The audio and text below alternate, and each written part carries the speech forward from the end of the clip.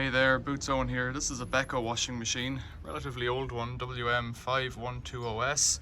S normally stands for silver. This one's seen better days. As you can see, the door seals failed on it and it was leaking. But that doesn't mean I can't show you how to clean the lint filter on it, which might come in handy someday. Especially if you lose your wedding ring or that. In behind that fascia, which I've opened with a screwdriver, but you could open with a butter knife or anything convenient. Ooh, and it's quite stiff. This gives me a good opportunity to show you a trick. In here is a filter, and this one is quite stuck. Now, pliers seems like a good idea. Put it on there, but you'll break off the plastic. So what you do is you take the back end of the pliers, put it in like that, and that gives you the purchase to twist.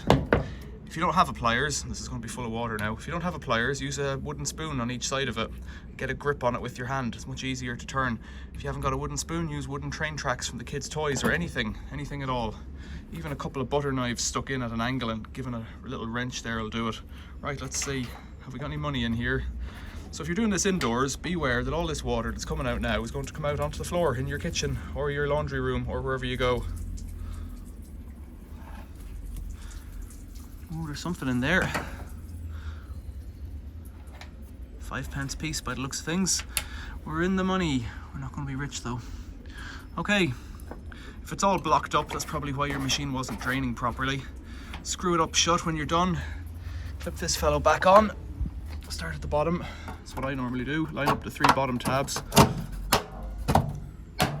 The top ones will take care of themselves. If you've got any questions, leave them below. If you like the video, think about doing that.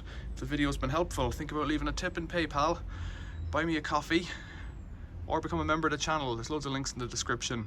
Leave a comment if you've done this, or if you've got a better idea for how to get that stiff one open. Otherwise, thanks for watching. See you later.